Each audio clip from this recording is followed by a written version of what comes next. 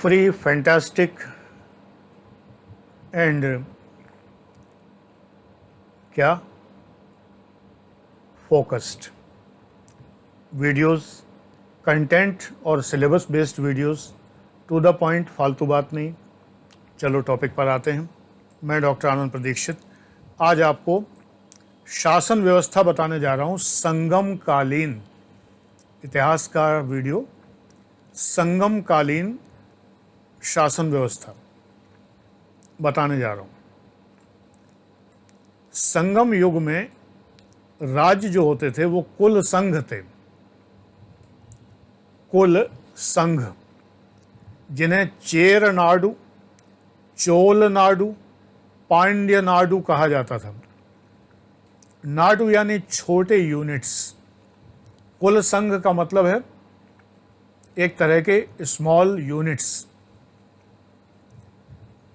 CHER Chera Nadu, Chola Nadu CHOLA NADU, PANDY Pandya Nadu.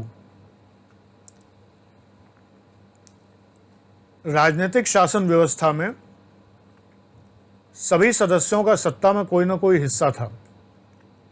एक ग्रंथ है पट्टू पात्तू, PATTU, पढ़ते हैं पट्टू पात्तू। पट्टू की भी स्पेलिंग वही है, पात्तू की भी वही है, पट्टू पात्तू। में चेर शासकों के शासनकाल में भी ऐसा ही था, ये संकेत मिलता है। 3 पीढ़ियों में होने वाले 5 शासकों ने जो शासन किया वो इसी प्रकार किया। तमिलकम प्रदेश के त्रिराज्यों के सरदार प्रारंभ में पशु और अन्य वस्तुएं आसपास के क्षेत्रों से लूटकर अपने कुल कबीले के लोगों, सैनिकों, चारणों आदि में आपस में बांट लिया करते थे। और धनराशि का बंटवारा भी इसी प्रकार किया जाता था। कर व्यवस्था इसी प्रकार चलती थी। कुल कबीले के लोगों में रेवेन्यू बांटा जाता था। 3 राज्य थे, चेर, चोल, पांड्य। वंशानुगत प्रजातांत्रिक शासन होता था। प्रजातांत्रिक नहीं, राजतांत्रिक, राजतांत्रिक शासन होता था। यानी कि जो मोनार्की थी, उत्तराधिकार युद्ध हुआ करते थे। युवराज कोमहन कहलाते थे, युवराज को कोमहन कहते थे। अन्य राजकुमार इलंगो कहलाते थे। इत्तुथैके एक ग्रंथ है, इत्तुथैके, उससे पता चलता है कि 3 प्रकार के नायक थे, कीलर, वेलिर, वेंतर। कीलर, वेलिर, वेंतर। गांव का मुखिया कीलर, पहाड़ी क्षेत्रों के सरदार वेलिर, मैदानी क्षेत्रों के सरदार वेंतर। कुछ ग्रंथ हैं, शिलप्पादिगारम, मणिमेखलई, उनमें उल्लेख मिलता है कि राज दरबार में पुरोहित होता था जिसको आसन कहते थे, आसन। मंत्री होता था जिसे अमच्चर कहते थे, अमच्चर।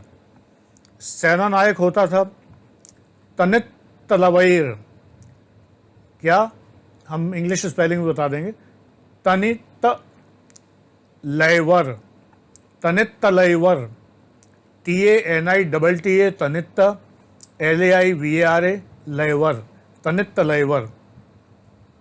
राजा दैवी उत्पत्ति के सिद्धांत पर माना जाता था।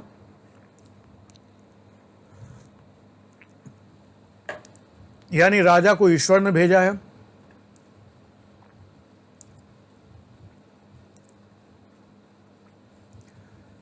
अरशर, अरशर, ARSHAR, अरशर शब्द देवता और राजा दोनों के लिए प्रयोग किया जाता था। इसी से पता लगता है कि राजा देवता था। राज दरबार भव्य होते थे।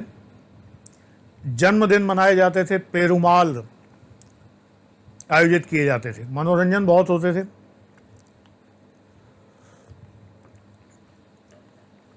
राज्य का सर्वोच्च न्यायालय राजा की सभा ही होता था, दरबार जिसे कहते हैं, उसे मनोरम कहते थे,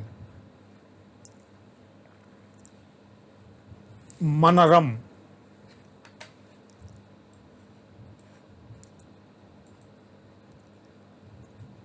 बढ़िया बढ़िया बातें हैं।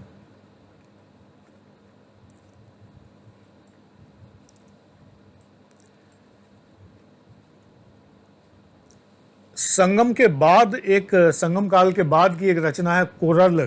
कोरल, उसमें संदेश वाहकों का, मध्यस्थों का, दूतों का वर्णन है, गुप्तचरों का वर्णन है। गुप्तचरों को वेय, VEYA, वेय और ओर्रू कहा जाता था, ORRU, ओर्रू। सिर्फ इंपॉर्टेंट पॉइंट अपने नोट्स से तुम्हें दे रहे हैं। ये वही नोट्स है जिनसे पेड क्लासेस में नोट्स बनवाए जाते हैं, और ये बहुत विशाल हैं। पेड क्लासेस की कोई तुलना नहीं है। ये अगर सोने की अंगूठी है तो वो सोने का भंडार है सोना, ये भी और वो भी।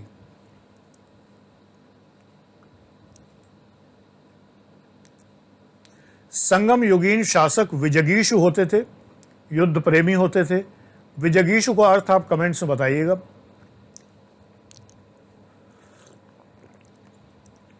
अगर आपने कौटिल्य का सिद्धांत पढ़ा है तो विजगीषु का अर्थ पता होगा, नहीं तो नेट से सर्च करके कमेंट्स में लिखिए। ज़्यादा से ज़्यादा लाइक कीजिए, सब्सक्राइब कीजिए, शेयर कीजिए और कमेंट्स ज़रूर करिए। कमेंट्स में जय गुरुजी, जी गुरुजी, नमस्ते गुरुजी, प्रणाम गुरुजी लिखने की आवश्यकता नहीं है बेटा, वो तो तुम करते ही हो। उसका उत्तर भी नहीं देते बनता, हर किसी को कितने जवाब दें। मुख्य ये है कि जो कंटेंट है, कंटेंट से जुड़ा हुआ कमेंट करिए, तब मैं प्रसन्न होता हूं।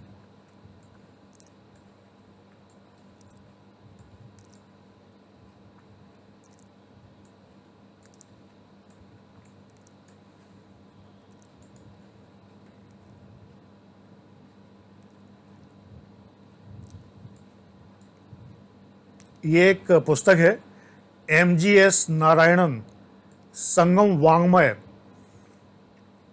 उसका अध्ययन करके इन्होंने, नारायणन जी ने लिखा है कि संगम कवियों ने मरवा जनजाति में प्रचलित गोहरण प्रथा के अंतर्गत पशुओं की चोरी या लूट का विशेष वर्णन किया है। इस प्रथा का नाम वेल्ची था, वेल्ची, VELCHI, वेल्ची। पुरुनानूर में एक कविता है जिसमें जंगल में चरवाहों का वर्णन किया गया है, कबीलाई सरदारों का वर्णन है,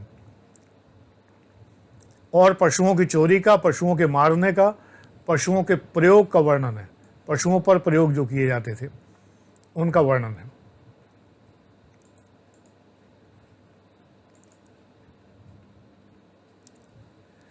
कल्वल्ली एक रचना है जिसमें युद्धों का वर्णन है, सैनिकों, घुड़सवारों, पैदलों का वर्णन है। सशस्त्र महिलाओं का वर्णन है, युद्ध भूमि में जो युद्ध होते थे उसमें वीरगति को प्राप्त सैनिकों का वर्णन है, उनकी पत्नियों का वर्णन है। नौसेना होती थी, तलवार, धनुष बाण, बाघंबर, बर्छे, भाले, ढाल, तलवार, ढाल सभी होते थे। लूट की संपत्ति का वर्णन है, उसके बंटवारे का वर्णन है, ढोल, नगाड़े, शंख आदि का वर्णन है। सेना के नायकों को एनआरई कहा जाता था, एनआरई, ENARI, एनआरई। मदिरा पान का वर्णन है, विषय वासना का वर्णन है, मनोरंजन की बहुतायत का वर्णन है, बहुत मनोरंजन करते थे लोग।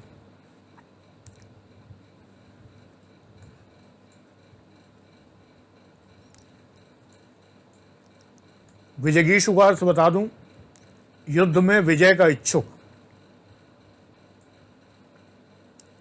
अच्छा, पुहार एक जगह थी, पुहार, PUHAR, आजकल इसका नाम क्या है ये आप बताइए कमेंट्स में। इस तरह कमेंट्स अच्छे लगते हैं जिनमें आप मेरी बात सुनते हैं और कमेंट्स में उत्तर देते हैं। Thank you.